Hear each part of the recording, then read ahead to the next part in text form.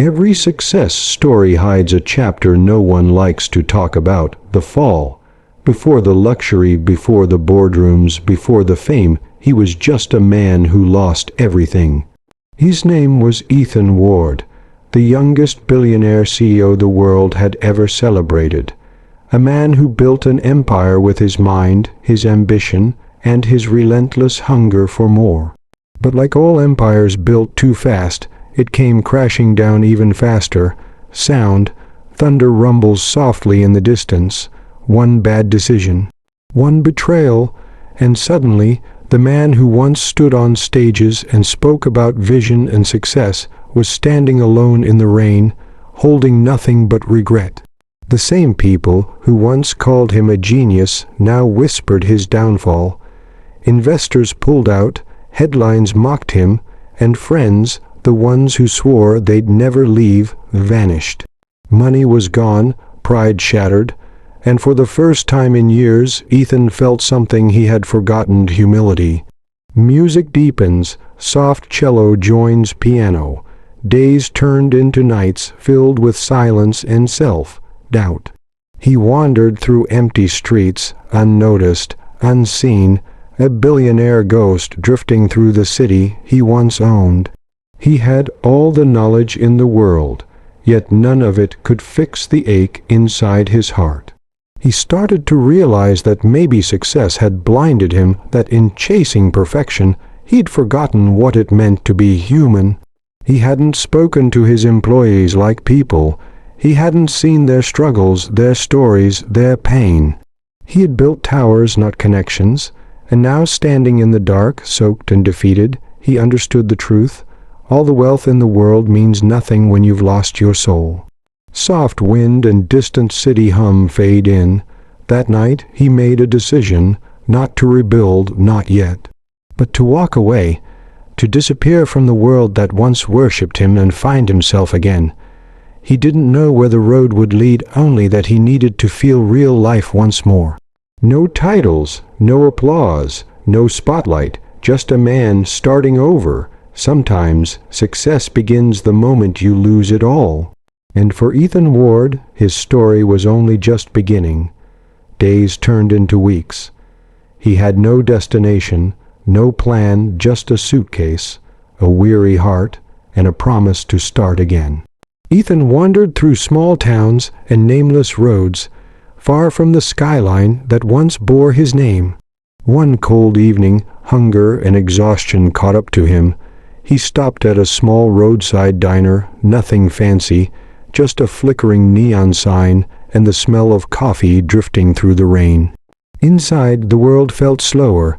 Old songs played on a jukebox, a few locals chatted softly, and behind the counter stood a woman whose smile could warm the coldest night. Soft piano melody deepens, tone tender and human. She noticed him immediately, drenched, silent, lost.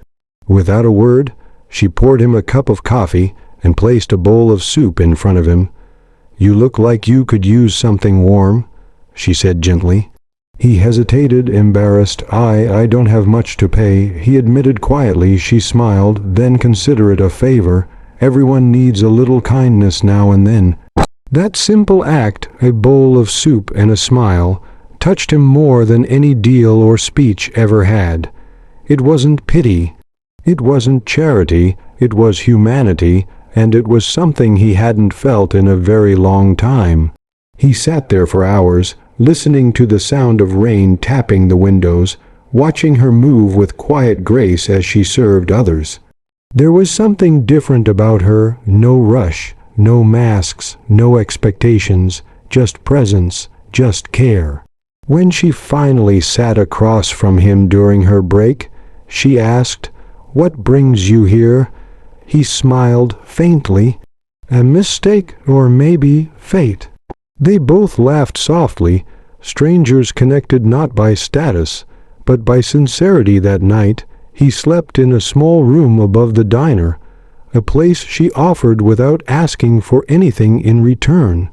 And for the first time in years he felt peace, not the kind that comes from success, but the kind that comes from being seen by someone who expects nothing in return. He didn't know it yet, but that simple kindness was about to change the course of his life forever. The next morning, sunlight filtered through the diner's old windows, the kind that turned even dust into something beautiful. Ethan woke to the smell of fresh coffee and the quiet rhythm of a small town morning. For the first time in years, he wasn't thinking about meetings, money, or markets. He was thinking about peace. He offered to help around the diner, sweeping floors, cleaning tables, fixing broken lights. At first, she laughed. "You don't have to do that," she said, but he smiled. "I need to." Soft music grows warmer, piano and strings blend. Days passed and Ethan became part of the diner's world. He served food, washed dishes, listened to customers' stories, people who worked hard, loved deeply, and dreamed quietly. It was the opposite of everything he'd known, and yet it felt like home. He learned the names of the regulars, the old man who always sat by the window, the young couple saving for college, the single mother who left extra tips even when she couldn't afford to. Each of them carried struggles, but they smiled anyway. It humbled him. It changed him. Background: soft laughter and distant rain outside the diner. At night, he and the woman, her name was Clara, would sit by the counter after closing. She'd talk about life in the town, her late father who built the diner, and her belief that kindness always comes back around. "You know," she said one night, "success isn't about having everything. It's about being able to give something even when you don't have much." Her words hit deeper than any motivational speech he'd ever given. In her simplicity, he found wisdom. In her struggle, he found strength. Music deepens emotionally, violin joins softly. Ethan started writing again, ideas, dreams, sketches of something new. But this time his vision wasn't about power. It was about people. He wanted to create something that mattered not for profit, but for purpose. Narrator: warm tone. The billionaire who once ruled an empire was now finding his soul behind a diner counter. And with every cup of coffee, every smile, every act of quiet gratitude, he was learning what success truly meant. He came to escape the world, but in this small, forgotten town, he found the meaning of it. Weeks turned into months. What started as a moment of refuge had become a new way of living. Ethan wasn't the same man anymore. He smiled more, spoke less, and listened deeply. Clara's diner had given him more than shelter. It had given him purpose. But the past has a way of finding us, even when we think we've outrun it. One morning, as Ethan was serving coffee, a sleek black car pulled up outside. Two men in suits stepped in, scanning the small diner with confusion, their polished shoes sinking slightly into the worn wooden floor. They spotted him immediately. "Mr. Ward," one of them said quietly, "the board has been trying to reach you. Investors want to talk. They're ready to rebuild, but they need you back." Music grows tense. Low cello hums softly beneath the piano. The room fell silent. Clara looked at him, surprised. She didn't know who he really was, not the billionaire, not the CEO, not the man the world once praised. To her, he was just Ethan, the quiet stranger who fixed lights and made perfect coffee. Ethan sighed, eyes heavy with truth. He turned to Clara and finally said, "I wasn't honest with you. My name isn't just Ethan. I used to run one of the biggest companies in the country. I lost everything, and when I came here I wasn't looking for money. I was looking for myself." Soft pause, rain patters lightly outside. Clara stared for a moment, the shock slowly turning to a small, knowing smile. "I don't care who you were," she said softly. "I care who you've become." Those words broke something open inside him, something he didn't know he was still holding back. Ethan looked around the diner, the chipped mugs, the laughter, the life. He realized this place and this woman had given him something no fortune ever could: meaning. That night, as the rain fell harder and the city lights flickered in the distance, Ethan made a decision. He would return, but not as the man he was. This time he would build differently, with heart, with purpose, with humanity, because real success isn't measured by what you gain. It's defined by what and who you refuse to lose. Months later, the world was talking again, headlines filled with one name, Ethan Ward. But this time it wasn't for the empire he lost, it was for the one he rebuilt differently. He returned to the city, not as the man who once chased power, but as a leader who understood the value of people, empathy, and connection. Background, soft, rising orchestral strings. The first thing he did wasn't to reclaim his old office. It was to visit the people who once worked for him.